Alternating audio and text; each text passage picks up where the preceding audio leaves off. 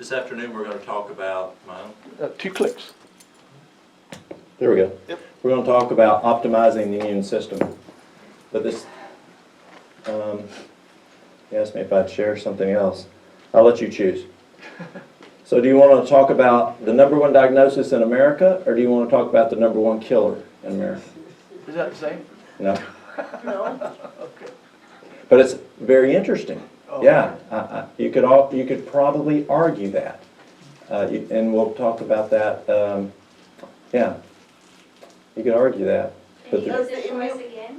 #1 killer of Americans, or the #1 diagnosis. does the immune system help both? Well, the immune system that we talk about this afternoon, is it very important? Yes, but this is the #1 diagnosis. Diagnosis. Diagnosis? Okay, the #1 diagnosis in America. All right, you're okay with that? Yes. Let's do it. Would you like to know what the other one was, what the #1 killer is? Yes. It's the #1 killer of firefighters. What? Smoke. Pardon? Tobacco. No? Cancer. No? Stress. What is the #1 killer No? of firefighters? Oh. The #1 killer of firefighters. No, no sleep. Pardon? Heart attack. Fires. Heart attacks. Oh. Heart attack is the #1 killer of firefighters. It's also the #1 killer of Americans. So let's talk about the #1 diagnosis. And the #1 diagnosis is stress. It's about to get changed, according to WHO. Depression is soon to overtake stress in the United States. Stress leads to depression. So let's look.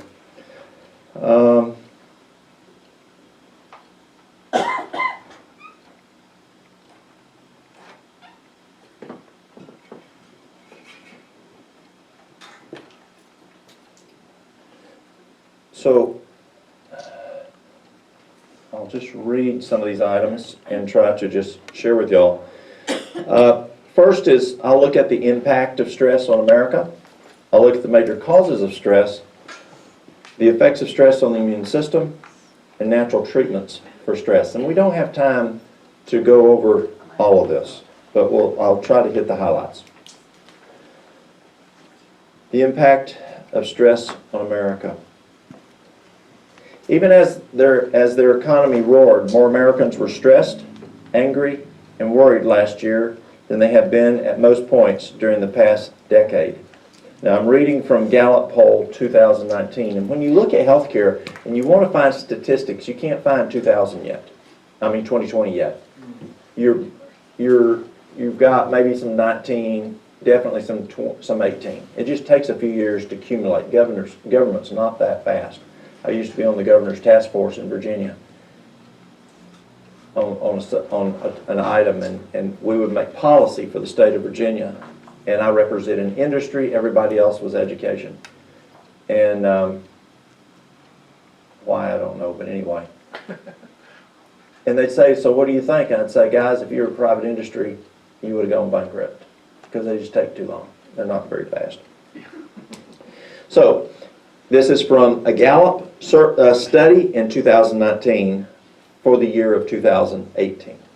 And so this isn't even pandemic stuff. Right. This is pre-pandemic. Even as their economy roared, more Americans were stressed, angry, and worried last year than they have been most points during the past decade. Asked about their feelings the previous day, the majority of Americans, 55% in 2018, said they had experienced stress during a lot of the day. Nearly half, 45%, said they felt worried a lot, and more than 1 in 5, 22%, said they felt angry a lot. Now, do you run into people who say they are angry? Yeah. Yeah. A lot of it. And I tell you, we're so fortunate to live here Amen. in East Tennessee. And the majority of y'all aren't from around here. Or as we say, you ain't from around here. And so you know, because you've lived in other places, what other places are like. I was just in Chicago. Man, I would not want to live in Chicago. I was just in Portland, Oregon, just 2 months ago. Them people are angry over there. That's right. And then you go across the river on the Washington side, and they're just the opposite. They're ready to fight each other. I mean, it's crazy. I was in Minneapolis about this just like a week before I went to Portland. And those people, they're angry. We're very fortunate. Next weekend I'll be in Atlanta, and they ain't the happiest people around. We're very blessed to live here in East Tennessee. I go all over the place, and I wouldn't want to live anywhere else. I'm just very happy that one, God planted me in Dunlap, and I'm not a plant, but I was born in Dunlap and started my life here, and have lived most of my life in East Tennessee, and we have to be thankful for the blessing God gives us. Amen. We really do. How did it affect younger people? During 2018, younger Americans between the age of 15 and 49 were among the most stressed. Those between 18 and 49 were among those that were most stressed, worried, and angry in the United States. Do we find young folks angry? Yes. Why? I think the biggest thing is they want it their way. It's true. I have staff that work for me, and they want it their way. Roughly 2 in 3 of those younger than 50 say they experience stress a lot. About half say they felt worried a lot. And at least 1 in 4 or more felt angry a lot. At least 25% or more were angry a lot. Who is the most stressed states in the United States? Louisiana was number 1, and I'll read descending. Mississippi, Arkansas, Kentucky, West Virginia, New Mexico, Alabama, Nevada, Alaska, and Oklahoma. I wouldn't know none of those. Fortunately, Tennessee was not one of those. Wow. I was glad to see that. I was thinking New York and California. The declaration of Corona, and I'm reading from the CDC, January 13, 2021, so it was just recently. This is just a month ago. Today. A month ago today. CDC says the Declaration of Coronavirus 2019, COVID-19, as a United States public health emergency on March 13, 2020, altered the way we work and live. Now we can debate the issue, but we cannot debate the outcomes. Right. Agree? Uh-huh. Okay. Altered the way we look and live, intensified feelings of stress, and created uncertainty about the future for many people. The closure of many businesses led to financial instability and the highest unemployment rates since 1976, according to CDC. This just came out by Gas Buddy. Y'all familiar with Gas Buddy? They're the guys who monitor gas prices and that kind of thing. This is as of just a week, 2 weeks ago. Gas Buddy, a travel and navigation app used by North American drivers to save money on gas, predicts in 2021 may feature a sharp rally in gas prices by the year end, warning that national averages could rise as high as $3 a gallon should the nation broadly recover from the COVID-19 pandemic. That's if we recover. I was noticing as I got off the interstate this morning, I saw diesel prices over $3. Just a year ago, our diesel prices in Newport was $1.70 something. $1.70 something. Now this was as of February the 9th, last Year. Monday. This last Monday. This is the numbers as of last Monday. The public debt was $27.7 trillion. Every man and woman and child in the United States currently owes approximately just over $84,000 of their share of the United States public debt. And the United States Senate just endorsed $1.9 trillion stimulus package, more on top of that, $27.7 trillion. Is that stressful? So, is it stressful in America? Yes. As I talk with people in other countries that I'm friends with, and they're asking, what's it really like going on in America? Is it really what CNN said? It is stress. It's definitely stress. And how does that affect us? We have to know what's going on, I believe. We can't be an ostrich with our head in a hole. But yet, we cannot dwell. And I do encourage a lot of people to turn the news off a lot. We need to know what's going on, but we don't need to sit there and let that stimulate our lives.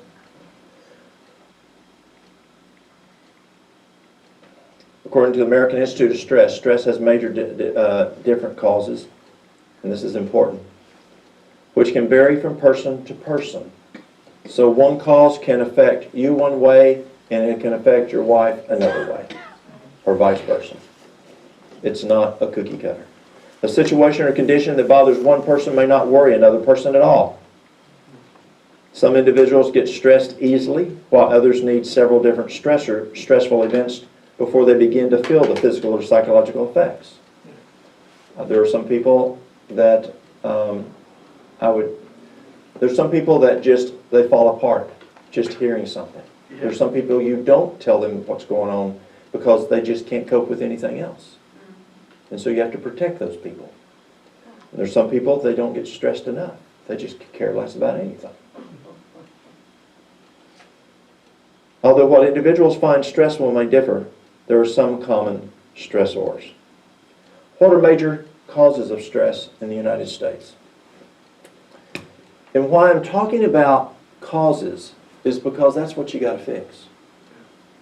I'd much rather know what could cause my car to wreck than to have to deal with a wreck. Yep. I would rather understand fire behavior before I go into the fire, before I get hurt because of fire behavior, or by knowing the building construction or whatever in the fire department. My dad used to tell me, up on the mountain, he used to tell me, he says, son, once you wreck a car, you always got a wrecked car. That's right. He says, I don't care what Bondo may make it look like. But he says, you still got a wrecked car. Yep. He said, be careful with your car. And he said, also, once you wreck your body, you got a wrecked body. And you mess up your back, you're going to always have a messed up back. And so proactively, if we can learn what the causes are of stress and identify, is that a stressor for us, then we can look at that and say, how can I affect that stressor to reduce that stressor, eliminate that stressor for me? Because it is the stressors that cause the stress. Again, if I'm rubbing my arm, just don't rub it to start with. You know? Don't need the medication. Yeah, don't. Here she is giving me medicine. It's best not to start rubbing it with sandpaper. So that's what I'm saying. So what are major stressors in the United States? An unexpected major life event, such as death in the family, an accident, or an acute injury or illness that needs to be handled without warning. We can try to prevent those. The airplane falling on top of the building, there's nothing we can do about that. It's the mechanic back at the airport. But but can we do something about that? Can we do something about the airplane falling on this building? Yes, we can. We can be right with God. Yeah, pray. Or as I was listening to a preacher this morning driving down, and he said so many people are wanting deathbed confessions. He says they want to just do whatever they want to do until they're right at death's door, about to die, and then make everything right, and God's going to make a miracle. Yeah. Last year, a vehicle got on the interstate at exit 451 on I-40. We had a wreck there this morning. Actually, just as I got here, we had a wreck there. 3 ladies from Michigan coming back from the beach area, 9 o'clock at night, got on the interstate the wrong way. I don't know why. There's a lot of signs there. Yeah. There's actually 6 signs to show not to go that direction. Right. They traveled down the road about 1.5 miles, met 2 boys going in the number 1 lane, which is the fast lane, heading towards Haywood County, which is North Carolina, in a pickup truck. They were in that same lane thinking they were in the slow lane. Killed all 3 ladies instantly. Did they have time for a deathbed confession? No. Did they know that was going to happen? No. That could happen to us at any time, driving home or whatever. So there can be an accident that it's over.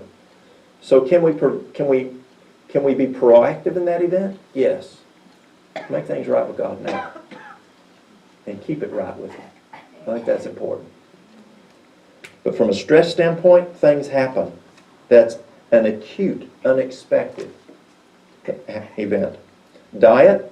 There are many ways in which diet can be an underlying stressor for one's body. Excess sugar, toxins. We look at refined foods, processed foods. When I took nutrition from Cornell, I remember in class we looked at a Kellogg's strawberry Pop-Tart.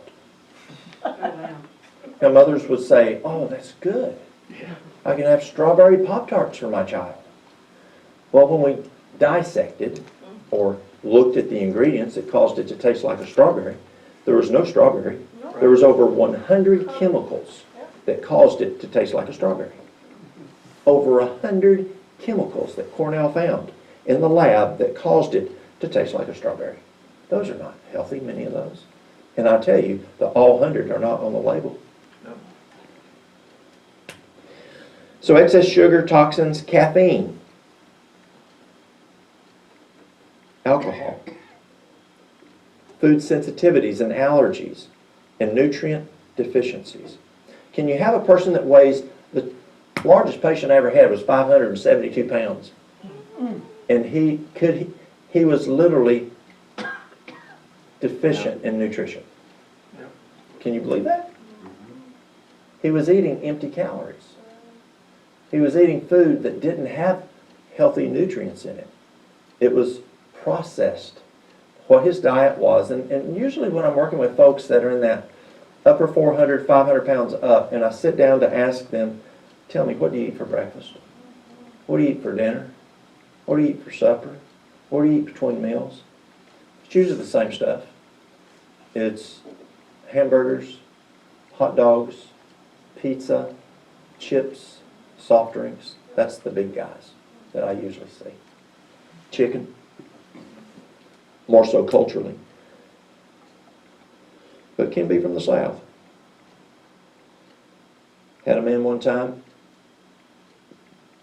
He was on dialysis, renal failure. And his nephrologist said to me, he said, Walt, Mr. So-and-so, found out he's eating a lot of chicken. And you're not supposed to eat fried chicken on dialysis.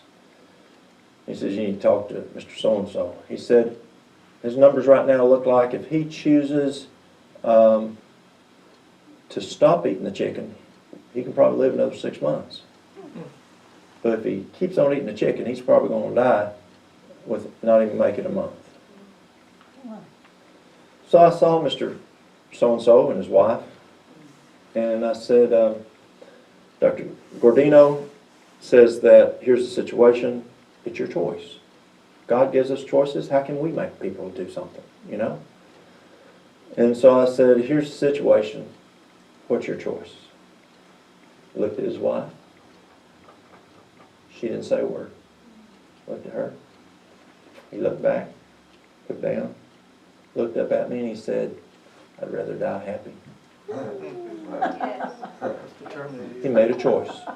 And JJ was exactly right. JJ Gordino, his nephrologist, the gentleman did not last 1 month. So it's choices in diet can make a huge impact on our health.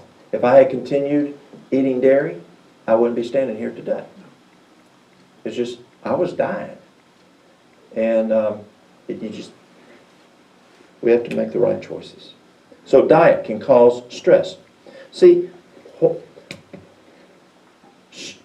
what organ in the body is mostly responsible for stress? The brain. The brain. What is the most important organ in the body? The brain. The brain. Why? Because it controls everything else. Function. Controls everything. Why else? Even more important. Just want to make choices. Because it's the seat of God, where God... It's how you communicate with God and how you communicate with Him, how you communicate with Him, and also how you discern His Word. The brain is very, very important to take care of.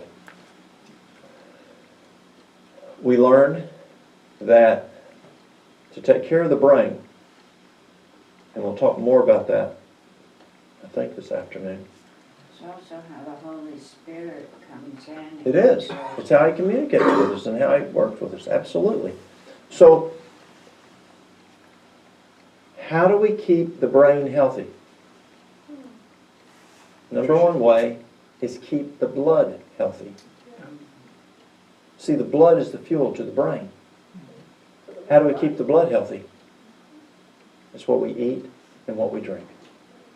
Yes, other things affect it, but those are the two major ways of affecting the blood. And then the quality of the blood then determines the function of the brain. And so diet has a huge impact on stress.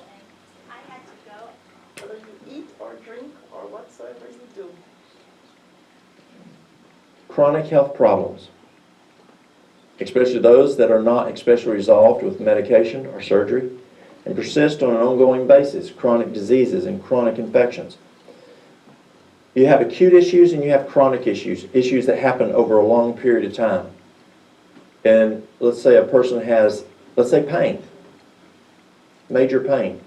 Can that chronic pain cause stress? Yes, Can chronic arthritis cause stress? yes. Yes, it can. Exposure to environmental toxins. This can be from work, home, water contamination, or personal care products. When I sit down with people, I always ask them, what is your occupation? I want to know what they're involved in. Are you a farmer? A lot of chemicals there. Pardon? A lot of chemicals there. A lot of chemicals, absolutely. I had a guy came into me one time. He was 55 years of age. He looked like in his late 80s. And who's ever heard of PCBs? He worked in the plant that made PCBs. And he was poisoned. And so we were trying to get his PCB levels down through treatment. So environmental toxins can definitely affect your health. Exercise. Both too much exercise can cause stress, and too little exercise can be an underlying source of stress. Lack of stress management. Are you able to control the stress in your life? Or is it just wild? Are you able to rein that stress in? Or is it running you? If one does not have the means of prioritizing steps to manage stress, it can easily come from lack of sleep, lack of time off, lack of self-care, or just lack of self-control. Family stress. Any type of stress related to one's immediate and extended family and close friendships. It can be marital or relational stress. Is there a lot of that out there today? There is. My cousin, when she got married, she and her husband, their vows were until we don't love each other anymore. Do you think that marriage stayed long? It's called the gypsy vows. And marital and relational stress. And what's the number one the number one cause of marital stress today is what? Finances. Finances is the number one cause. Marriage and divorce. Marriage or divorce. Even getting married causes stress at the very beginning. And they actually found that when you get married, at 15, 16, you have a less chance of that marriage because partnering up with the right folks. You're probably the most, research shows, in your 24, 26. But actually found when people get married and don't get married until they're in their 30s, it starts going the other direction. Why do you think? They're set in their ways. Yes. Family changes, in-law troubles. I did a stop smoking class one time in Winston-Salem, North Carolina, in that area. Hardest place I've ever done a stop smoking class. And back then, this was back in the mid-'80s, and you'd have 50 people, 30 and 50 people come to these classes to learn how to stop smoking. And on Tuesday night, I said, okay, on Thursday night, I said, okay, now Sunday night, we're going to quit smoking. We'll lay cigarettes down, we're not going to take another cigarette after Sunday night. Can everybody do that? Everybody raise their hand except one man. I said, what's the problem? He goes, my mother-in-law's coming to town. She'll leave Wednesday, I'll stop Wednesday. I said, I got you. He stopped Wednesday and he did fine. In-law troubles. Financial issues. Any type of stress related to one's finances. Debt, defaulting on a loan, bankruptcy, lack of financial resources. Legal problems. This can be anything from receiving a traffic ticket, being involved in a lawsuit, or being incarcerated. Emotional difficulties. And again, I hope you're writing ones down that you might have some challenges with so you can work on those. How one may react, emotional difficulties, how one may react to situations in their daily life can be an underlying cause of stress. Emotional difficulties. So we have to look at how we can beef up the ability of us dealing with emotional issues. And that's a class in of itself. Diet, sleep, exercise, the same, very similar as stress. Proper nutrition. And it's also another thing. There are people out there, if something happened to them years ago, psychology today teaches you've got to go back to that problem, you've got to dig it up, you've got to address it, and if someone did you wrong, even though it might have been 30, 40, 50 years ago, you've got to get that person to admit that they did it, admit that it was wrong, and confess. Modern psychology. Yeah, If he's got a family, you think he's going to admit it? No, probably not. He's not going to take the chance. He messed up once. He sure ain't going to mess up again and ruin this family. And so Dr. Walter Strachan, a good friend of mine, he was at Loma Linda. And Strachan said, you got to look at those situations that has happened in the past, causing emotional stress, or even issues of today. Say, yes, it's an issue. It should have never have happened. Yes, it is plumb wrong. But can we fix it? no. Can we change it? No. No. What's happened's happened. Identify it. Identify it was terrible, awful. Y'all know terrible, awful? Yeah. Okay. And then you got to say, okay, Give to the Lord. staying there is not going to fix it. We've got to go that direction. Amen. God is love. A lot of those people who is so emotionally attached to that issue, they can't get to here yet. And so Strachan says you bring them this direction to where they can take eyes off of self. And the best ways that he found that to be with might be gardening, working out in the garden, walking in nature, being involved in nature, or maybe animals, dogs, cats, horses. I like cows. Yeah. When I used to work, I'd come home at night about 1, 2 in the morning. I worked a lot.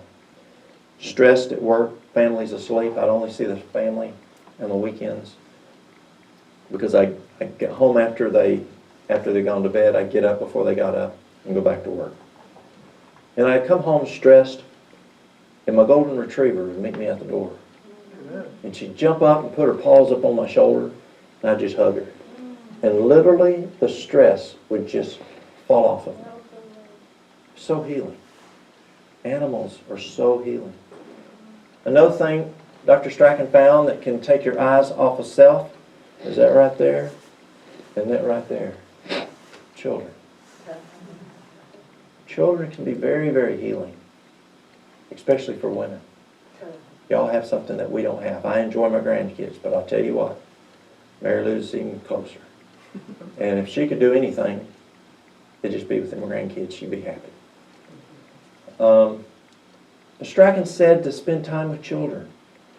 It takes the eye off of self, and you're putting it on to something else.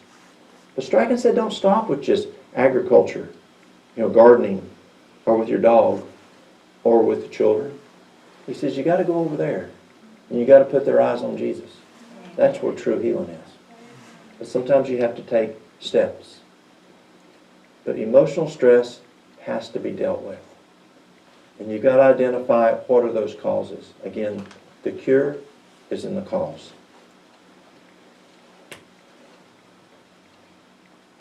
Major habit changes. Any major changes to one's habit? Quitting smoking. Can quitting smoking be stressful? Oh, yes, it can. Quitting alcohol? Oh, yes. Trying a new diet. Going to a healthy diet can be stressful. When I help people change and make new diets or a new lifestyle in how they eat, it's difficult for them. Food can be very comforting. Food also can remind you of mom, grandma. You're eating those dishes. Take those dishes away, it's separating. And so I find, as I was in Africa this last time, they wanted to know what a healthy diet was. So I put up all kinds of just great, I put it on my PowerPoint and showed them all these great looking dishes that are healthy, and they just sat there. And these are very educated people. And then I got to a slide of corn, and they got excited. They knew corn. And I go, wait a minute. So I went through the rest of them. That's the only slide they got excited on. It was just a nice dish of corn. And I went back to the ambassador who oversees this program, his wife. I said, I think I just figured out something. What's that? I said, you asked me to come and do a cooking program for your people to teach them how to eat healthy.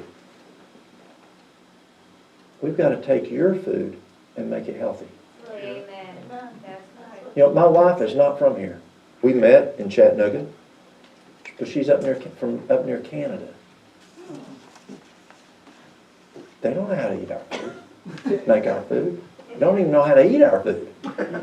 I went up there and I went to a restaurant once and I asked them for some black-eyed peas. The waitress didn't even know what black-eyed peas were. You wonder, what do they do on New Year's Day? And so Mary Lou was very wise. She spent time with both of my grandmothers in the kitchen. And she learned their recipes. She spent time with my mom and learned their recipes. At that time, we didn't eat healthy like we do now. So we ate, Southern food. But then when we then changed and started eating healthier, she learned how to take those same recipes because she wanted to make me happy. She took those recipes and converted them into healthy food. And so I can still have that California casserole that my mom made. I can still have those different dishes that my grandma's made, my great-grandmother made, but she converted it. And so, how many of y'all know Melody Prettyman? Melody. Melody. Melody Prettyman Cavanis. She's on 3ABN a lot, with yes, also with yes. Chef Mark Anthony. Mhm. And so I asked Melody to go over there. And I said, Melody, you've got to go over to Rwanda and spend several weeks, maybe a month, I don't- before you teach them how to cook healthy, because you're going to learn their dishes and then convert those dishes to something they want. Because eating food from our past can be very comforting, Yes. Amen. but it doesn't mean we have to eat it unhealthy. Unhealthy. Prescription or over-the-counter medications, many side effects can cause significant stress, according to research. Employment changes, changes to employment status that includes a new job or losing your job, promotion or demotion. It could be your boss, it could be coworker troubles, or it could be changes in work hours. How many of y'all have heard of Bush? I'm sorry, not Bush, but they're next door to each other. Ball. You know what Ball?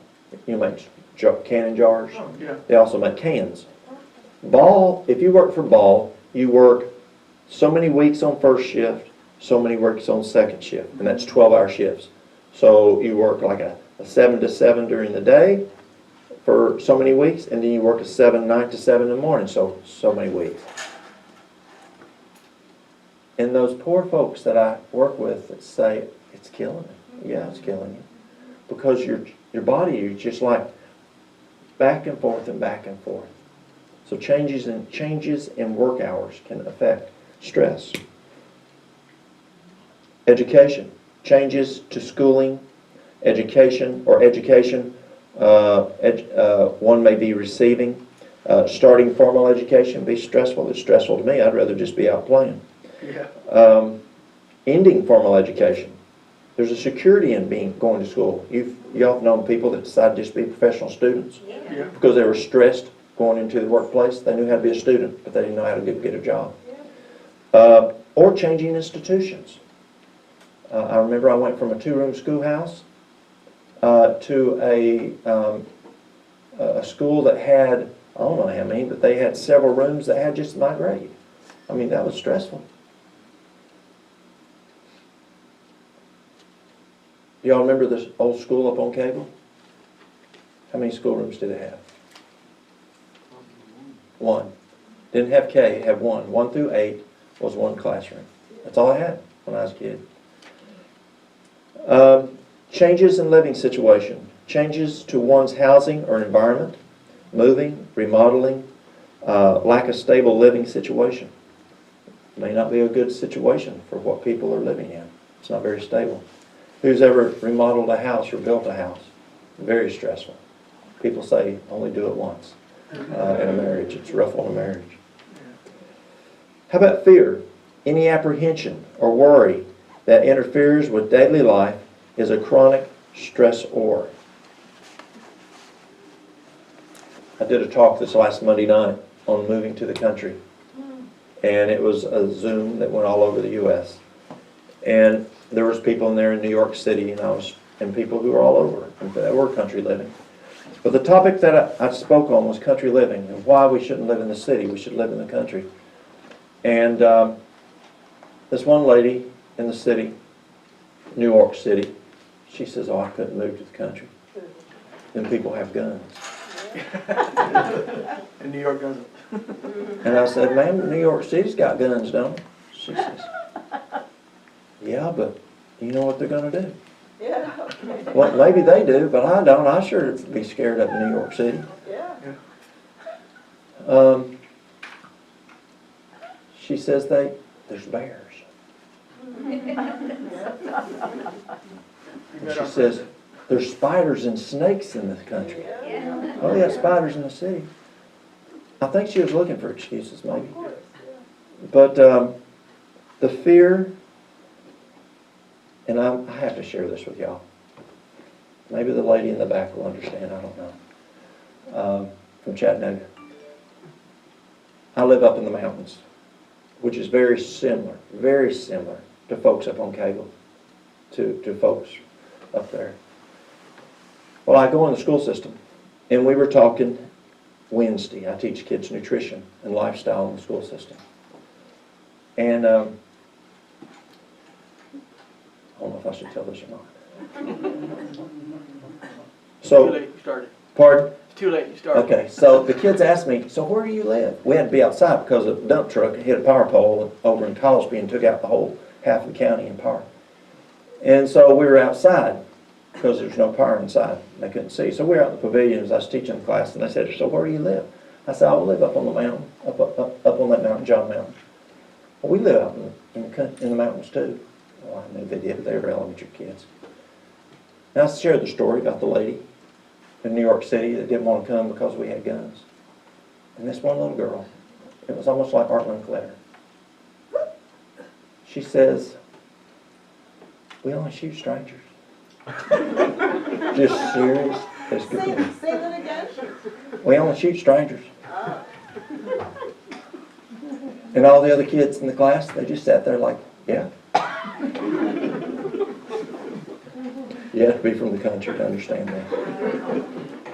But fear, any apprehension or worry that interferes with daily life, is a chronic stressor. What are some fears out there? It could be fear of financials. It could be fear of a lot of things. Attitude and beliefs.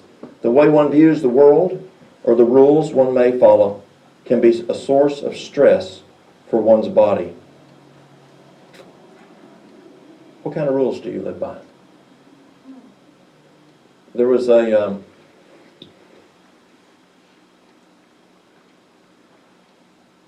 try to watch the time.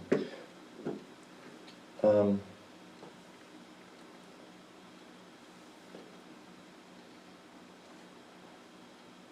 continue. Politics. Fear and anger due to one's personal beliefs. Have we seen that over the last year?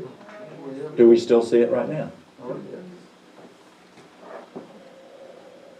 My crazy sister-in-law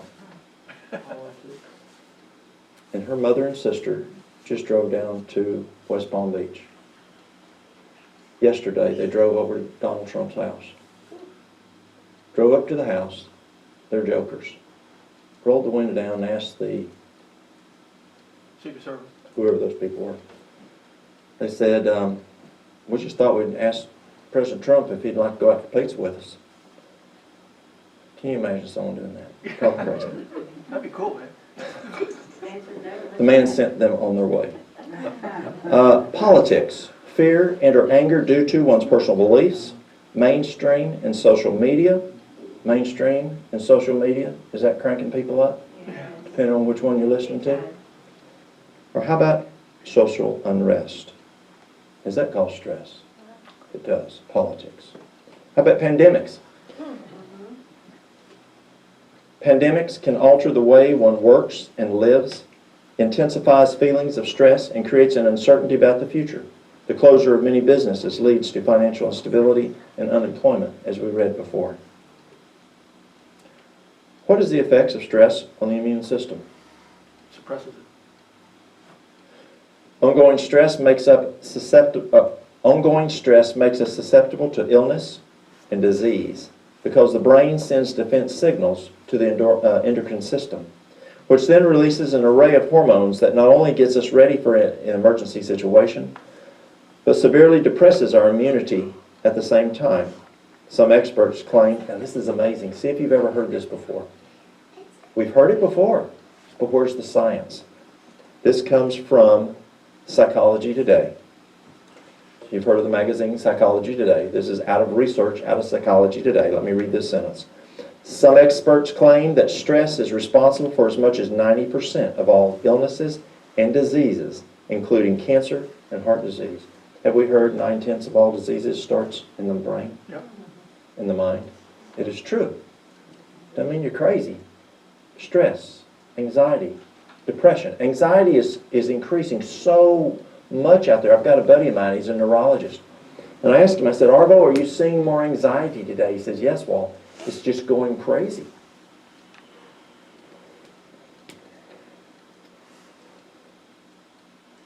The way it does this is by triggering chemical reactions, by flooding the body with cortisol that, among other things, decreases inflammation, decreases white blood cells, and NK cells, which are the special cells that kill cancer, increase tumor development and growth, and decrease the rate of infection and tissue damage.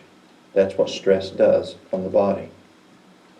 Stress is sometimes a motivator that helps one rise to the occasion. So sometimes people aren't stressed enough, and so we get little Johnny and we give him a little stress. Yes? And that's good. In psychology, we call that what?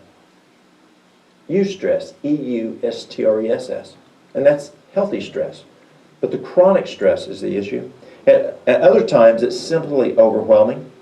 Whatever the case, if it is chronic, it can take a toll on one's immune system. See, what happens physiologically is when we're stressed, when a stressor comes, it puts us into what's called fight or flight.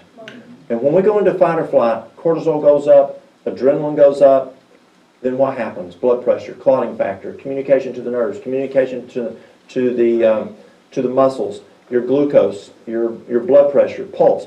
Many things go up. Digestion shuts off. Healing factors shut off. How the body heals shuts down, according to Harvard University. If you're majorly stressed, the body does not heal properly.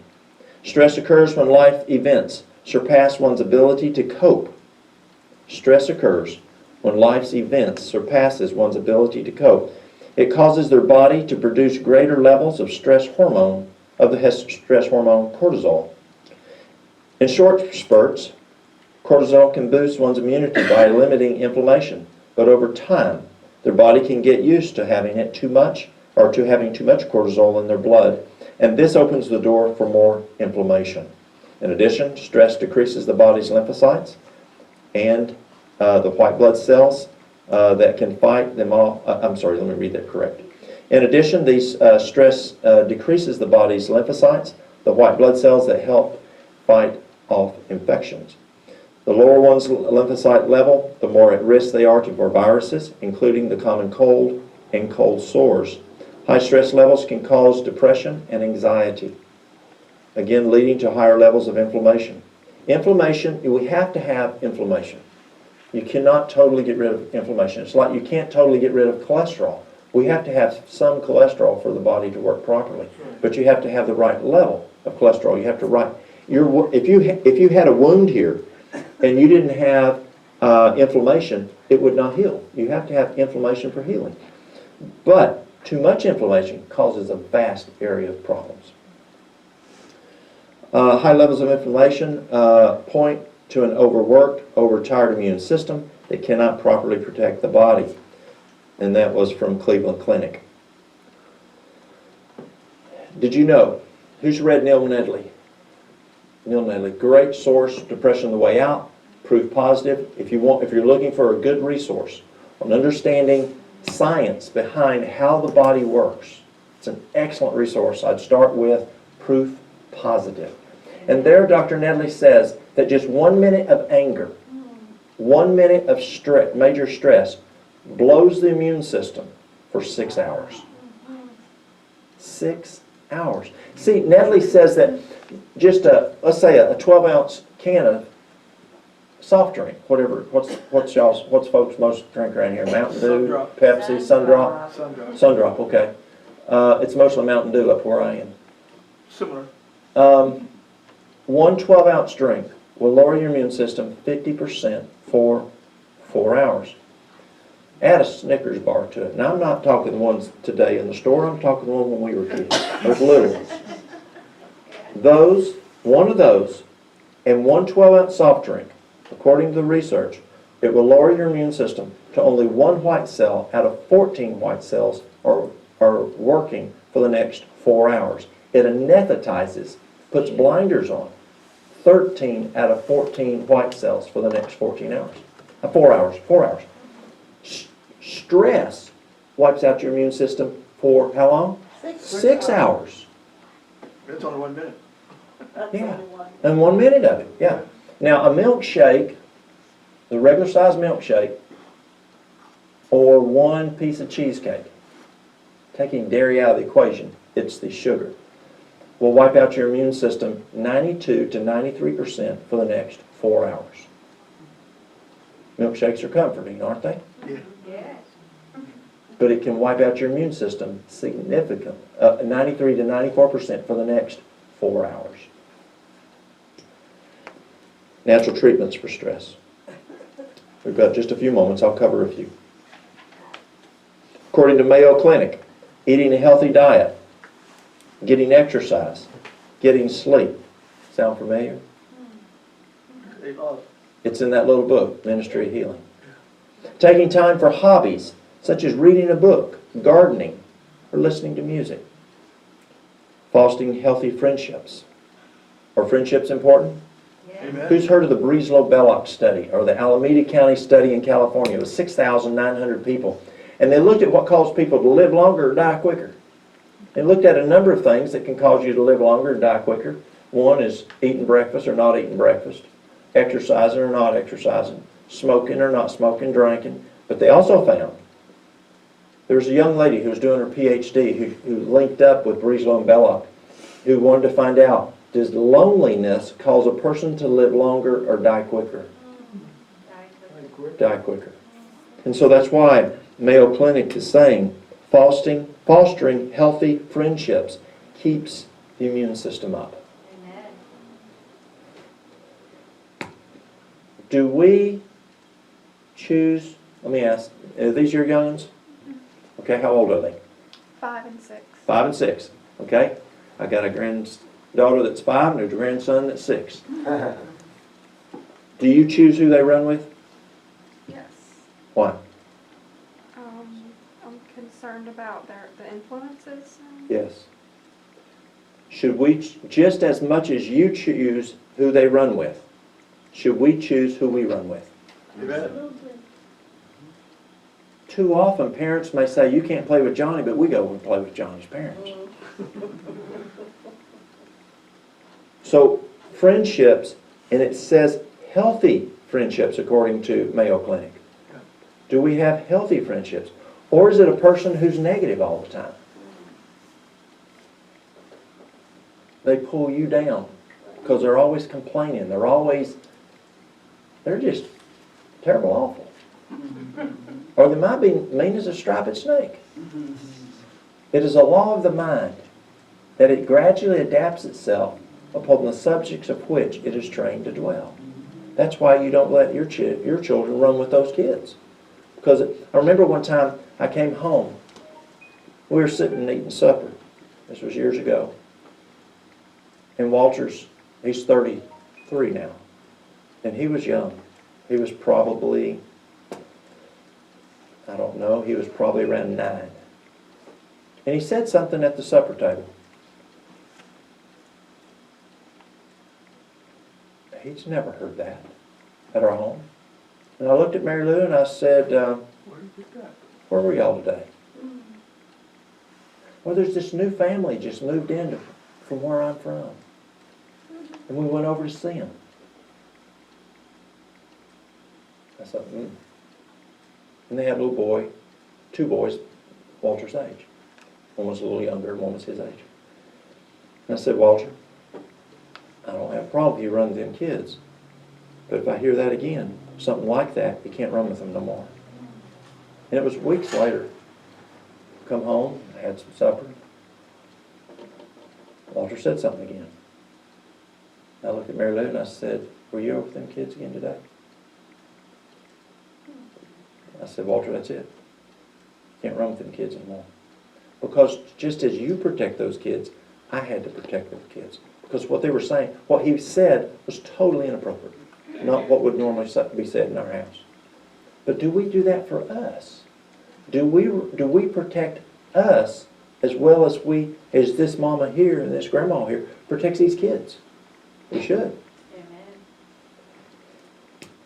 Healthy relationships. Having a sense of humor. Is it okay to laugh Yeah. and to smile? Depends what you're laughing at. It is. Have you ever heard of a merry heart doeth good like a medicine? Amen. Proverbs. Volunteering in your community. Volunteering is important because you're giving of yourself, not expecting something back. That can build your immune system, according to Mayo Clinic. Are you ready for the prescription? I'll give you a prescription. You need to write these down. Courage, hope, faith, sympathy, love, promote health, and prolong life. Courage, hope, faith, sympathy, love, promote health, and prolong life. A contented mind. Do you have a contented mind? Or do you want what Susie has? Or what Billy has? If I only had what Johnny has. A contented mind. A cheerful spirit. Or are you a negative person? Or are you one of those that's mean as a striped snake? A cheerful spirit is health to the body and strength to the soul. Gratitude, rejoicing, benevolence. Benevolence is where you give. Benevolence, trust in God's love and care. These are health's greatest safeguards. Grief, anxiety, discontent, remorse, guilt, distrust, all tend to break down life's forces and to invite decay and death. What a disparity in those. Let me share them again, and I'll finish with these. Courage. We can talk about things like B-complex, lithium orotate, magnesium. All those are great for stress. Getting your sleep at night, getting to bed by 9 o'clock, drinking adequate water. I left it back there. I've been missing. Drinking adequate hydration. Getting exercise. All of those are important for stress. But these here are often overlooked. Courage, hope, faith, sympathy. Or are you one that says, he deserved it? Love. You know, the culture of heaven prior to Lucifer's fall was love. That was the culture of heaven. It's still the culture in heaven today. That's right. But Lucifer brought in a new culture. It was called self. Now, did you know that there's a diagnosis for that today? Did you know that the psychologists several years ago came up with a new diagnosis? And it's for those people who go, So, psychologists say a person who does this, taking selfies more than 3 times a day, just ain't right. And they have a diagnosis called self-itis. so what? Self-itis. Okay. Inflammation of self. That is a true diagnosis in psychiatry. Wow. Wow. Satan had self-itis. Yep. Yeah. Inflammation of self. So, If we want to address our stress, if we want to prepare for the culture in heaven, we've got to get away from self-itis and move to love. So courage, hope, faith, sympathy, love promotes health and prolongs life. It's interesting. I learned years ago, especially dealing with females and breast cancer. Many times, you're doing whatever the modalities are, and they're just not getting better. And I had several physicians tell me, Walt, try this. Ask them. Is there what they're going through? That's beautiful, thank you. Amen. It's always good to come back to this neck of the woods. I go all over the place, and I have a hard time sometimes folks understanding me.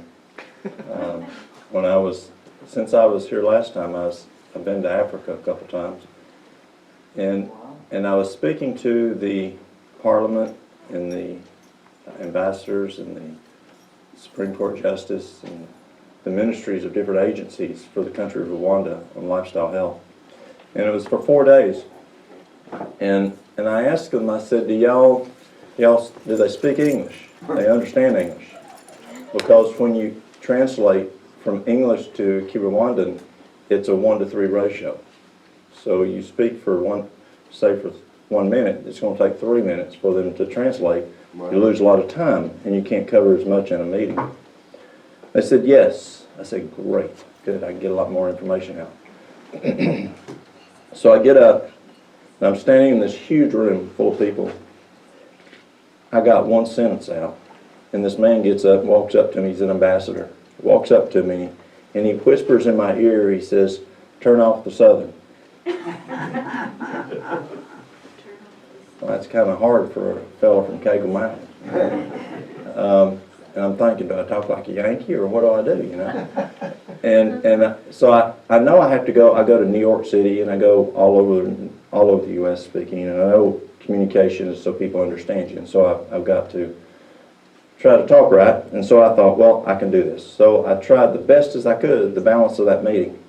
Well, the whole next 4 days they translated for me, because they still couldn't understand me. So it's good to be here with y'all. Y'all can understand me. Amen. Or maybe I need to ask, how many of y'all are originally from this neck of the woods? I'm the winner. Is there anybody that's from this area originally? Nobody. Chattanooga, is that close enough? I'm the only one. Why? She's from Chattanooga. Chattanooga, that's close. Yes. Okay. As I was saying earlier, I usually speak on a number of areas, and I don't usually talk about myself or what God has done for me. I figure folks just aren't interested in that. They want to learn about all kinds of stuff. But I was asked to share a little bit this morning about how God changed my life. I was, as I mentioned, I was raised up on Cagle. Dr. Graves delivered me over at Squatchy General. And then we moved to Chattanooga, and went to school in Chattanooga and got my degree in healthcare. And I worked all throughout the Southeast, from Florida and Georgia and North Carolina and Virginia. For around 20 years, I worked in regular healthcare. And in the last 5 years of that, I got sick. And at first, they thought I might have AIDS, because we had AIDS patients where I was. We did a lot of AIDS work. But I knew I hadn't done anything to get AIDS. I mean, AIDS patients, they're prone to bite you. You know, they're mad because they've got AIDS and you don't, and so they'll bite you to give it to you. Or you can get it through lesions, and I knew I'd used universal precautions and hadn't done anything else. So I knew I didn't have AIDS, and it turned out I had a condition with my colon. And I started taking drugs that Imuran, Acecol, prednisone, these different drugs. One was a chemo drug. And finally, they quit working. Plum quit working. And I'd come down to Chattanooga to my grandfather's funeral. And it was actually the weekend, the time when Princess Di died. It was that actual time. And I plumb crashed. My gastroenterologist told me I was going to die. I went from like a almost 210 pounds down to 140 pounds, and I was just plumb sick. There was no intact tissue in my colon, and told me it looked like I'd been drugged down the interstate, down I-40. So I was living in the Asheville area at the time. Well, that's not a good thing to tell a person in their, when they're, about to turn 40 that you're going to die. Wow. And so I had 3 youngins still at the house, and so I needed to do something else. And So I'd eaten dinner with a cardiologist about 5 years prior, and he'd had some issues a little similar, and he'd gone to a fellow that did natural health. He'd gone to Loma Linda Medical School, and he approached things different than pharmaceuticals. And so I thought, well, help this guy, let me try going to him. So I went. It took 6 months, totally changed my life and my lifestyle, but it plumb healed. Amen. And I started asking myself, why is it that all this science that we have, all this research we have, it didn't fix it, it masked and managed it, and it didn't cure it, and it quit working. And now they tell me I'm going to die. But yet I go to this fellow over in the mountains of North Carolina he changed how I ate and lifestyle, just based, most of it's what I ate. And he gave me natural things, herbs, and in 6 months it was totally healed. And then I was asked to preach. And I'd never preached before. And the head elder came to me and he said, would you mind preaching some Sabbath? I said, I've never done that. But I always believed if God presents you something, you need to do it. So I said, okay, I'll do it. What do you want me to preach on? So he handed me this little book. And he was a smart fellow. He didn't come out and say, Walt, you're just not doing the right thing. He gave me this book, and he said, preach on this book, what this book has to say. So that meant I had to read the whole book and read it well enough to condense it into a sermon. Yep. And I did. And then as I was working in regular health care and seeing what we were doing, comparing it to what I read in this book, and then comparing my own life story, I wasn't doing what the book said. And I tried to change, but due to regulations, you just cannot change regulations. Not easy. So I went home one night, and I said something that my dad taught me as a boy growing up here in Squatchy. We're just farm folks. And my dad told me, he says, son, I don't care what you do in your career. He says, you can dig ditches if you want to. He said, but whatever it is, it has to be legal and it has to be ethical. And you have to make enough money to take care of your family. And he'd tell me that, all growing up. You know, he says, I don't care if you dig ditches. He says, it doesn't matter to me what you do. It's got to be legal, it's got to be ethical, and you got to make enough money to put food on the table and a house over your family's heads. So I went home to my wife and I said, went to Mary Lou one night, and I said, I don't care if you dig ditches. I ain't doing this no more. Well, that scared her. You know, because what were we going to do for money? You know, you made decent money in healthcare. I said, I don't know what I'm going to do. But what I am doing is not what that little book said. And that little book was Ministry of Healing. And it changed my career. Plus the impact of where I had tried the conventional method, it didn't work, and I tried the simple things that was in that book, and it worked. So I left, and I went to Virginia, and as director of a center that we specialized in reversing diabetes and cardiovascular disease. And we had diabetic patients. We had, you know, people with heart disease, but we didn't reverse it. We masked and we managed it. And I get there, and there's a 98% reversal rate of type 2 diabetes. And I remember I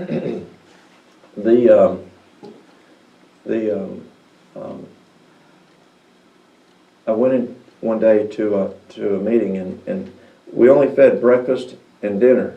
Now y'all know when dinner, y'all ain't from around here, so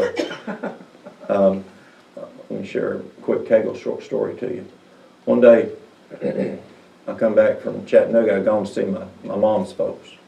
I might have shared this before, I don't know. I went down there to see them, And I went back up on cable, and Monday morning I asked grandmother what was for lunch. Well, she wheeled around, she says, boy, we ain't no city slicker. If I ever hear you say that word again, I'll take a switch to you. And I knew she meant it. And I'll talk about that in a moment. And so I went in, and we were feeding our patients breakfast, we were feeding them dinner, the noon meal, but nothing for supper. And I went in and told the docs, I said, we got to feed breakfast, dinner, supper, mid-morning snack, mid-afternoon snack, and an HS snack, hour of sleep snack. And they said, why? Decided to play with me.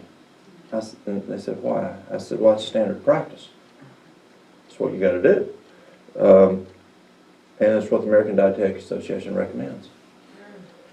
And they asked me one more question. How many patients you reverse diabetes where you come from? Not one. Not one. Why? Because we weren't implementing several very important components. We weren't getting to root cause. We were masking and we were managing. And the other thing is we weren't implementing God, really. And see, the diet that doctor put me on, that didn't heal me. It didn't heal me. The lifestyle we put those folks on, diabetes and cardiovascular disease, that doesn't heal. What heals? God heals, yes. And you've got to do the right thing, but still it's not that heals, it's God. God does the healing. And so as you look at addressing, first of all, you've got to look at root cause. If I have a piece of sandpaper and I'm rubbing my arm, and you come up and you say, oh honey, let me put some medicine on it.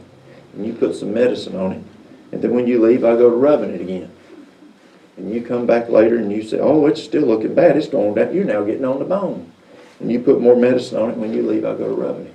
Is it going to fix it? No. So you've got to address the root cause. You've got to do, it's a combination thing.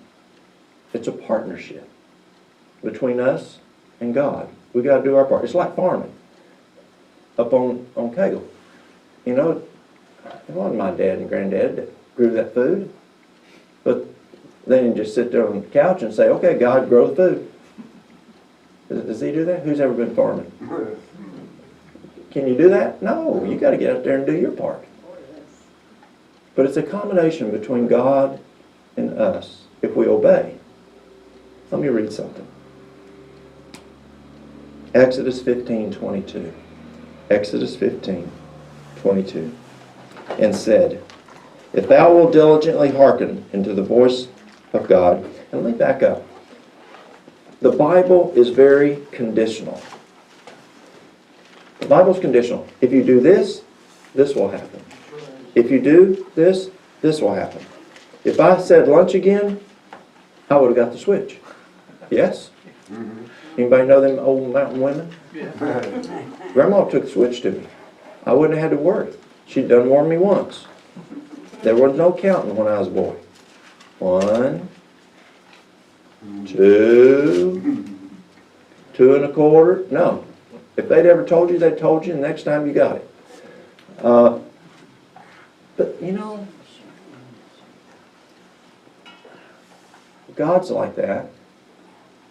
But also God has this. God is what? Love. And it's hard for us to understand the amount of love that God has for us. You know, when I worked in healthcare, we were like a bunch of striped snakes sometimes. You know, you're just very dogmatic. This is the way it is. I said so because this is the science. That's not right. Many times, people are very dogmatic, very abrupt. And that's, as you read Matthew, Luke, and John, Jesus wasn't abrupt. He didn't come to condemn. He came to love and to heal. But the Bible is very conditional. Now let me read these conditions.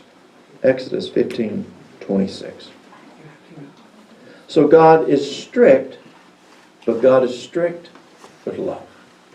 Does that make sense? Amen. We don't see that much anymore, especially as we look out in the world around us. But here's what it says. God has 4 conditions. Number 1, if thou wilt diligently hearken to the voice of the Lord thy God, number 1. Number 2, will do that which is right in his sight. Number 3, will give ear to his commandments. Do we worry about the commandments? Are we responsible to following the commandments?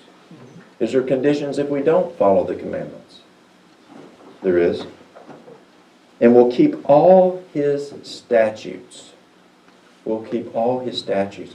And that's where the laws of health come in, is in the statutes.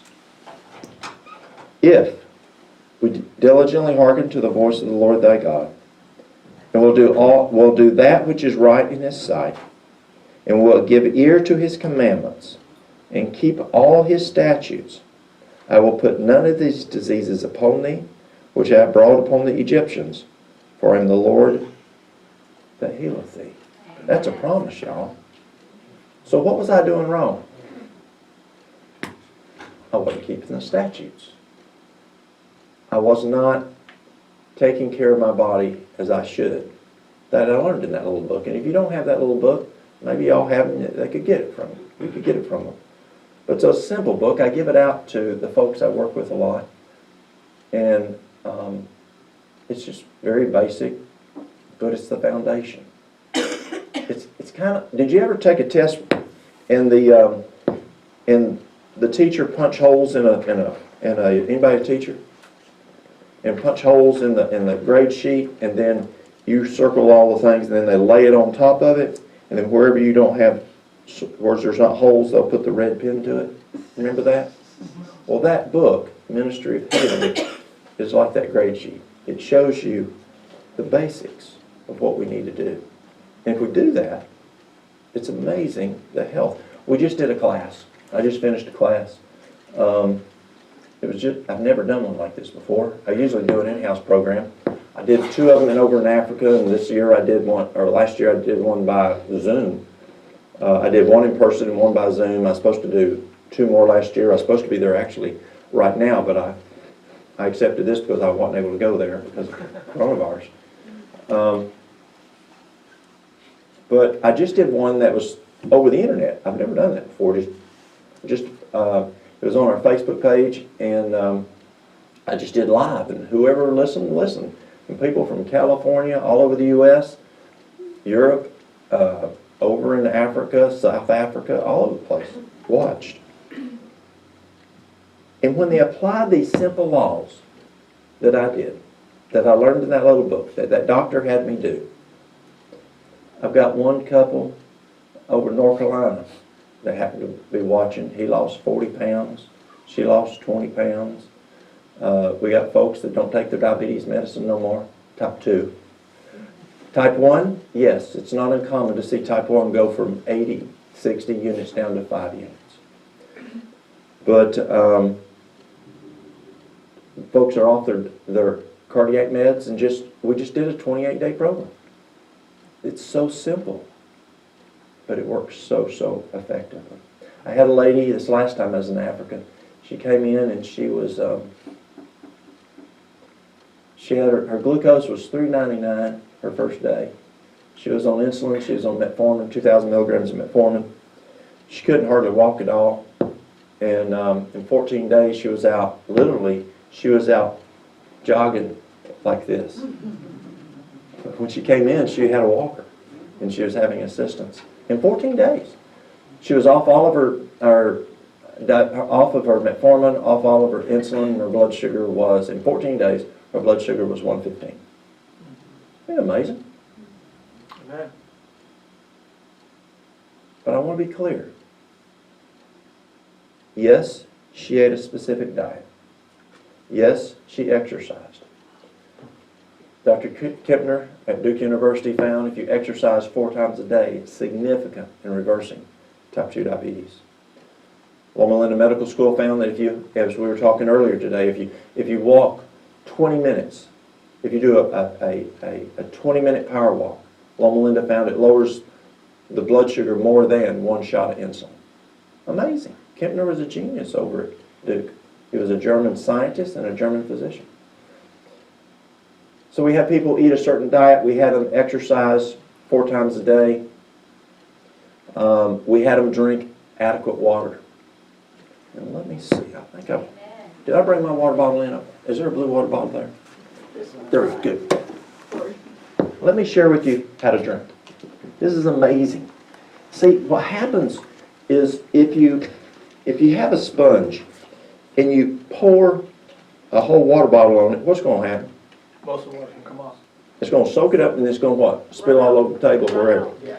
Well, we learned in school in physiology that when you drink more than 3 to 5 ounces of water at any given time, it goes into free flow. Well, there's this physicist. He was buddies with Einstein. He was down in Orlando. He actually grew up in Orlando and worked his whole career there in Orlando. And this physicist found that if you would drink water like that, just 3 to 4 times every 30 minutes, except 15 minutes before you eat, while you eat, and or after you eat, because that messes with digestion. But if you'll just take that swig 3 to 4 times every half hour, it will significantly hydrate a person. And there's equipment that you can use to measure hydration in the body's lab equipment. And we test, and it's amazing. After I learned to drink that way, I am significantly more hydrated than what I was before. Because see, a lot of times you go, oh, I didn't drink my water, so I've got to drink, say, 8 ounces or drink the whole bottle. Well, if it's over 3 to 5 ounces, it's going into free flow. And it just goes right out the kidneys, and you don't have proper saturation. So what did we do for these people? We had them eat a certain diet. We had them exercise 4 times a day. We had them drinking adequate water. Hydration is so, so important. And then we had them go to bed at 9 o'clock at night. Amen. But then we had to have the most expensive thing that I have. That's the cheapest thing I have. And that's prayer, trusting God. Because that's where the healing comes from. It doesn't come from the water. It doesn't come from the diet. It doesn't come from the exercise. It comes from God blessing the exercise, blessing the water, blessing the hydration, blessing the rest. But when we couple those, when we marry those, we then have healing. And it's amazing. So what does God say here? I'm a person that likes to repeat. That's how I learn. So let me read this again. Exodus 15:26. And said, if thou wilt diligently hearken to the voice of the Lord thy God, number 1, will do that which is right in his sight. Do we ever do things that might not be right in his sight? Do we ever do things that we'd hide like Adam and Eve? Is there things that we would do, or would say we would not do if he happened to be standing there? He's actually standing there, we just don't see him. He can see us. He's not standing there, but he can see us. Our angel's there, recording. And do that which is right in his sight. Will give ear to his commandments. Do we follow those commandments? Do we follow all of them 10 commandments? You know, do we ever have a hankering for someone else's stuff? Boy, I tell you what, her house sure is nice. Have you been in her house? That kitchen she's got? Boy, what I could do in a kitchen like that. Or maybe that car. Boy, his car sure is a nice car. I got that old clunker. It's always breaking down. You know, I hardly make it to work. Well, I sure would like that car. Do we have those kind of things? And there's other things. Do we ever say things we shouldn't or whatever? Or do we have thoughts about people that we shouldn't? Those are in the commandments. And keep all his statutes. And again, the statutes, there's various statutes. But part of those statutes are the laws of health. And if we follow those laws of health, and why do we follow the laws of health? Let me read. Turn with me to 1 Corinthians 6. 1 Corinthians 6.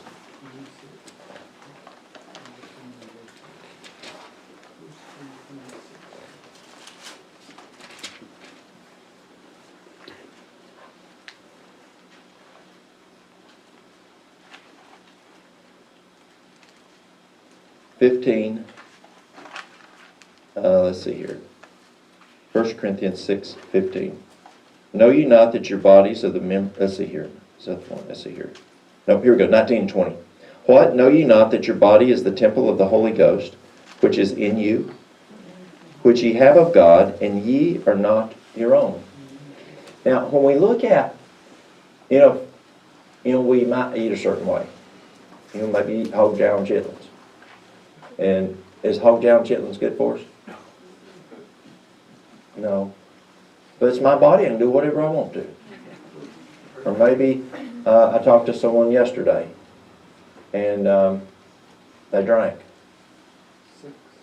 And they have health issues because they drank.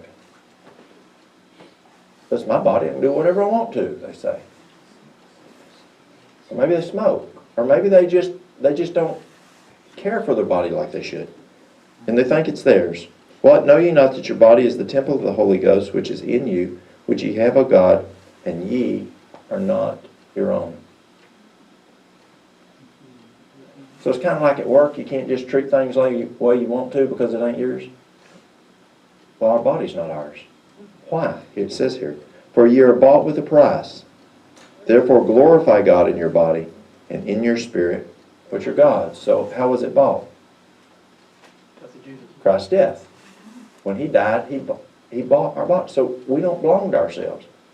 We're caretakers. Now let's go to 1 Corinthians 3. And let me share with you how that affected me.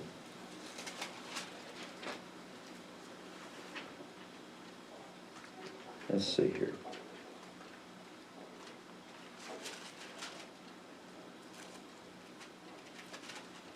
(16 and 17). 1 Corinthians 3, 16, 17. And I tried this one. Here's what it says. Know ye not that ye are the temple of God, and that the Spirit of God dwelleth in you? If any man defiles the temple of God, him shall God destroy. For the temple of God is holy, which temple ye are. See, the challenge in reading the Bible sometimes, and the way Satan has got us trained, is God is not love. God is this tyrant up there, and He's just ready to zap you. Does Satan want you to believe that? He does. He wants to believe that God's just ready to zap us. But no, God is love. So it says God will destroy it. Well, what does that mean? So if we defile the body, God allows disease to come in. Is that true? If I'm rubbing that arm, am I going to have problems? Yeah. Yes. So what happened? So I was plumb healed up. Y'all been around here enough to know what plumb is? Yeah. Good. All right. So I was plumb healed up. Now you try saying that in other countries. Where was I? I was in Venezuela, and they were translating. And I said plum, and the translator stopped and looked at me and said, "What do plums have to do with that sentence?" So anyway, I was plumb healed up. I was doing great. My colon was totally healed. God had healed it. I changed jobs, went to Virginia, and went to work at this clinic. I hadn't moved yet. Mary Lou and the kids were still back in North Carolina in the mountains, finishing the house to sell it. We just built a house, and I was on the way one Friday afternoon back from Virginia, and as I was heading down the interstate, 81. Now, where's the fellow that came to visit my grandparents? Was that you? What kind of farm was it? Was it a dairy farm? It was a dairy farm. Exactly. I loved cheese. I loved milk. When we got married, we were in Chattanooga when Mary Lou and I met, and I told her, I said, "Now listen, we got our first house was right there in Chattanooga. I was working in Chattanooga, and right before we got married, I said, now listen, when I make enough money, I want you to have at least 6 kinds of cheese in that refrigerator when I come home, and I want several kinds of crackers too, and I want cottage cheese, and I want milk, because I was raised up on a dairy farm. I loved dairy. I loved ice cream." But they didn't love you. When we first got married, Mary Lou and I'd watched the 11 o'clock news, and we'd sit there and eat Breyer's ice cream. Terrible. Terrible. We finally said, wait a minute, in the mornings we'd wake up and we go, you know, last night we had that Breyer's, we just didn't sleep as good. You know, common sense, horse sense. Well, I was driving down to 81, and I'd stopped dairy because the doctor told me dairy is a problem. Well, that wasn't the only problem, but it was one of the problems, a major problem. So I pull off, I'm driving down the interstate, down 81, and I see this big old green sign on the side of the road, and it said DQ. That's right. That's all I had to say, DQ. What's that stand for? Dairy. Dairy Queen. So I pulled off the exit, turned left, went across the interstate, and I was coming into, I was probably around the 100-mile marker on 81 up in Virginia. Pull in Dairy Queen, get me a blizzard. It was a banana split blizzard with malt. Got back in the car. I wanted to get home, so I didn't eat it there. Get back in the car, start heading down the interstate. And who's ever had colon problems? Anybody ever had colon problems? Okay. Do you know what the knife is? I got the knife. I didn't even have it half gone. And I'm leaning over the steering wheel with extreme pain. I sat in the chair beside me, seat beside me. I said, okay, God, let's make a deal. I won't do this no more. Take away the pain. But don't let this problem come back. Don't make this trigger me to get plumb sick again. And I had problems for a couple days, and it went away. And then about 4 years ago, I went to my son's birthday party, my youngest son. And so they made some pizza. Little pizzas, about this big, that Mary Lou had taken some whole wheat, and or my daughter-in-law, Mary Lou, some whole wheat, and my son had cheese on his, and they made me some on a tray that had fake cheese on it. And Taylor told me, his wife said, you can eat what's on this tray here. And I, great, good. So I had already eaten 2 of them, not a lot, just 2 of these, and I picked up the other one and started eating the third one. And Mary Lou goes, what are you doing? And I said, well, Taylor told me I could have these. She says, no, that's the real stuff. Yours is on the bottom of that tray. Oh, boy. And for about 4 days now, I'm having some major health issues. But fortunately, God blessed, and it went away. And so that's what it's talking about there. You know, in John 5, it's Sabbath morning, Jesus on the way to church, and he stopped by a place called the Pool of Bethesda. And there was a fellow there who'd been there how long? 38 years. 38 years. And first of all, he asked the man, do you want to get better? God doesn't force us to do nothing. Is that true? Amen. He doesn't force us to do anything. And he asked the guy, do you want to get better? And the guy chose to stand up. And Jesus healed him. Well, they went on to church over at the temple, and Jesus ran into him again at verse 14. And he said, what did he tell him? Sin no more, lest the worst thing come unto you. Sin no more, lest the worst thing come into you. And so that's what's happening here, is God has put some simple rules, just like my grandma did up on Cagle Mountain. She had some rules. And I knew that I'd better obey them or there's consequences. And God has consequences too. I mean, he didn't count. I did it because my body is allergic to dairy now, and boom, I had the consequences. And then, so, does that mean he's not loved? No. No, not at all. It actually means he is loved, because I went on back to school and I took nutrition at Cornell University. Who's ever watched Forks Over Knives? Anybody watched it? If you hadn't, it's a great documentary to watch. Well, Dr. Campbell was my professor. Do you remember John McDougall on there? McDougall also was one of my professors. And I learned at Cornell something that just blew my brain. Cornell and Cambridge University in their research of the most comprehensive nutrition study ever done, they found that dairy is the most significant chemical carcinogen ever discovered. Wow. And I'm quoting straight out of the textbook. They found that dairy increases a child's risk of type 1 diabetes by 1,100%. The number one cause of type 1 diabetes is dairy. Is dairy different today than it was years ago? Yeah, sure. It is different. I was in Virginia, at the clinic, and I read a study, Learning New Lifestyle, and it was from the Department of Agriculture, and it was talking about the changes in the production of dairy. And it said in 1900, the average cow produced 1.5 quarts of milk a day. It said in 1960, well, that was an interesting year. That's the year that you went to, around the early 60s when you went up there. In 1960, the year I was born, the average cow said produced 2.25 gallons of milk a day.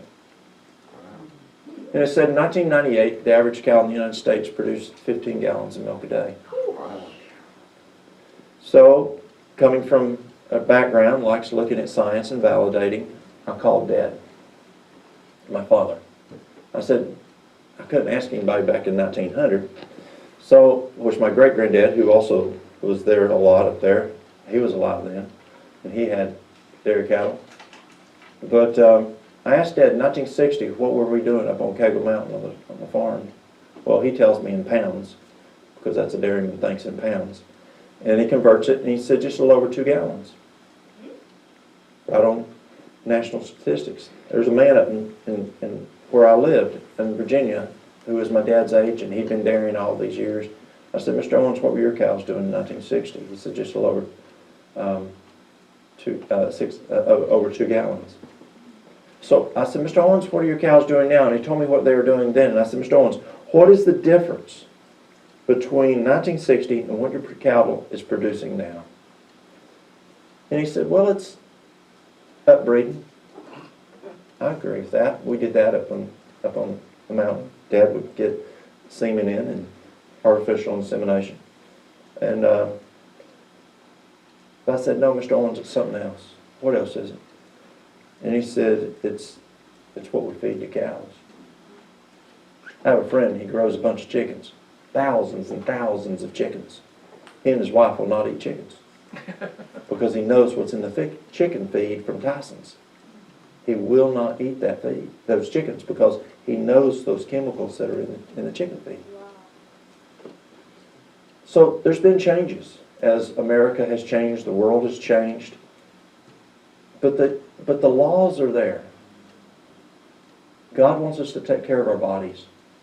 And if something becomes harmful, we got to stop it. Why do we have to stop it?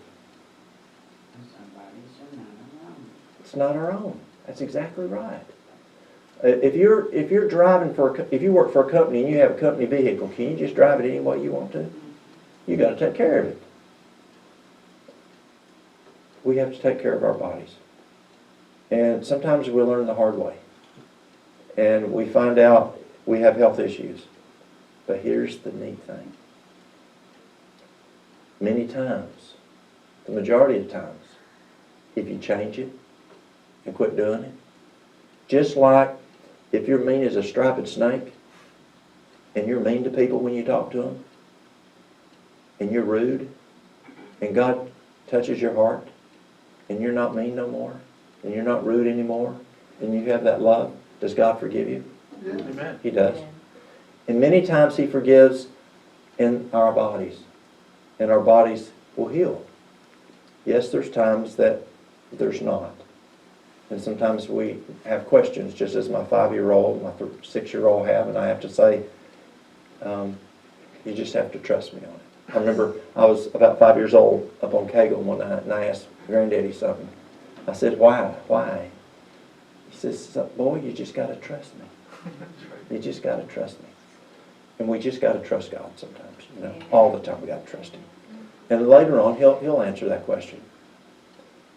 So, I told you it's hard for me to talk about me. You know, yes, God did some tremendous healing for me. But I also like sharing with you what happens. And God did bless. And does He allow us sometimes to have problems? Oh, yeah. It changed my career. It changed how I help people. I went from going from not reversing any diabetes, masking and managing, to where we have over 98% reversal of type 2 diabetes now. Amen. With people with cardiovascular disease, we're able to help if there's issues due to lifestyle. There's some physical issues sometimes you can't totally change, and you have to have some correction. But I've seen ejection fraction go from 15 to 55.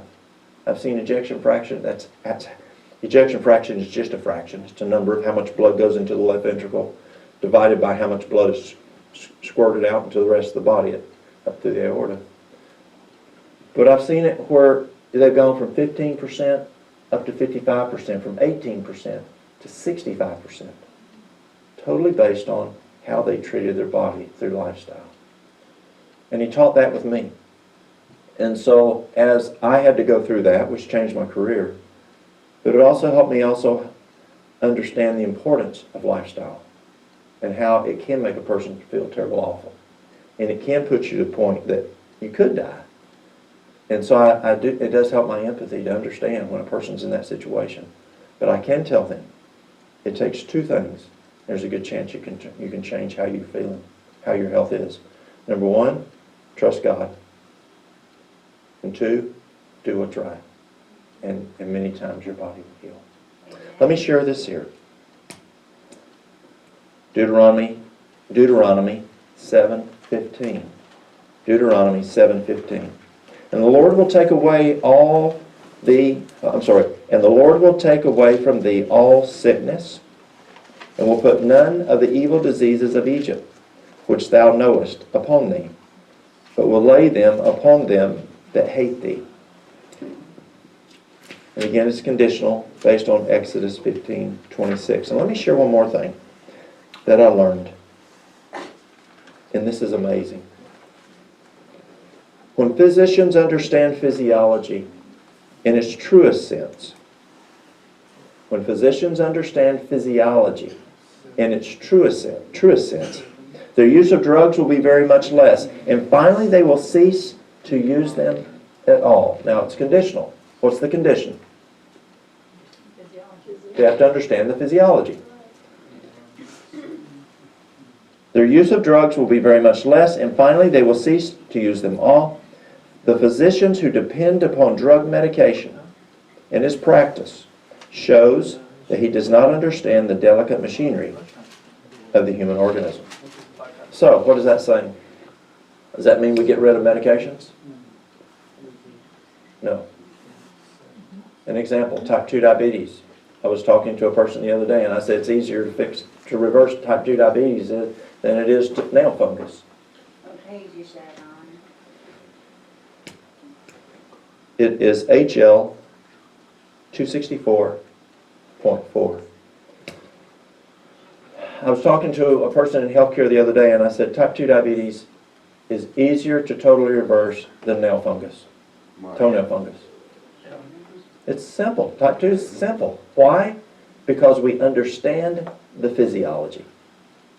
There's three major things that cause type 2 diabetes.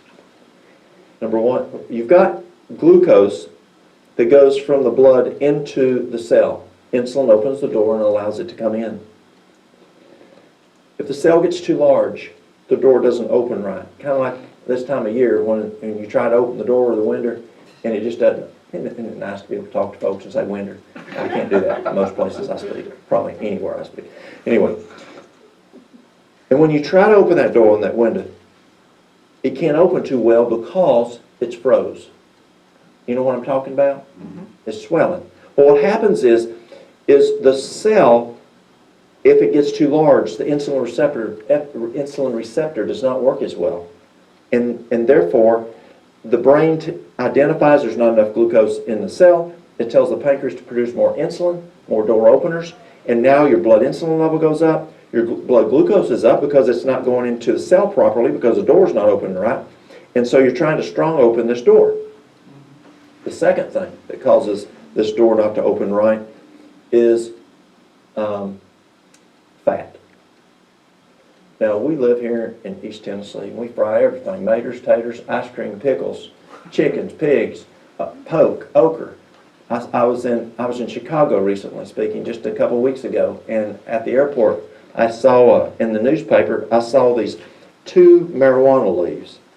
And it said, if the South ever legalizes marijuana, here's what it will look like. They were deep fried and battered. We fry everything, y'all. The other thing is we don't fry it, we pour oil in it. You know what I'm talking about. That fat, plus eating meat, and the dairy has a lot of fat, that fat causes this door not to open well, the insulin receptor. Who's got a tractor? Anybody got a tractor? Okay, so on your 3-point hitch, you've got your top bar that you turn to adjust your pitch, where it's your plow or disc or whatever. Well, sometimes it just gets it plumb clogged up. And so you take it apart and wash it in gasoline and put it back together, and you put some more grease in it. Well, what happens is you've got to clean all that fat out, and that's what we do. The third thing that causes the insulin receptor not to work well is inflammation. Inflammation makes that door not work well. According to Harvard University, the number 1 cause of inflammation in the human body is processed foods, refined foods. Dehydration will cause inflammation. Sleep deprivation will cause inflammation. Sleep deprivation raises C-reactive protein, CRP. Elevate the CRP, and then you scar and inflame the vascular walls. You have inflamed vascular walls, and then what do you have? The cholesterol comes through and starts trying to heal. And then what do you have happen? Plaque builds up. And then when you have plaque builds up, then you then have an occlusion. When you have an occlusion, you have an MI, a myocardial infarction, a heart attack. Why? What's the root cause? Sleep deprivation. They didn't die of a heart attack. They died of sleep deprivation. Yes, they died of a heart attack because of, but root cause, sleep deprivation. Sleep deprivation is huge in causing inflammation. There's certain foods that cause inflammation. Y'all know what nightshades are. Mm-hmm. Tomatoes, potatoes, eggplant, tobacco, lobelia. So you have to look at what causes inflammation. You take those 3 things away, you don't need insulin. You don't need metformin. But then there's folks with type 1 diabetes. I haven't plumb figured that out.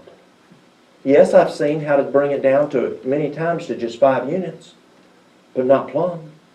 Does that mean we just say, well, yes, we can get rid of insulin? No way.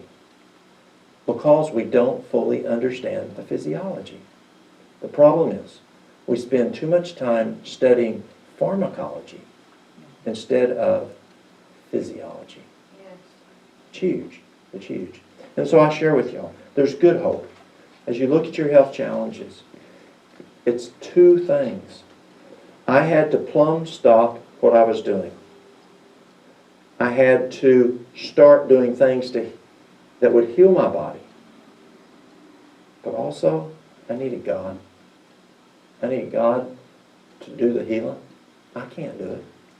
I mean, can you make somebody live? I can't. And so we've got to go to God and ask Him for help. So I encourage y'all, take an invoice of yourself and see what's going on in your lives. And hopefully you don't get to the point I did, to where the doctor says, Walt, the gastroenterologist said, Walt, there's nothing else we can do. You're going to die. But that's not where you want to be. So be more proactive and try to get to it first. Amen. Amen. Amen.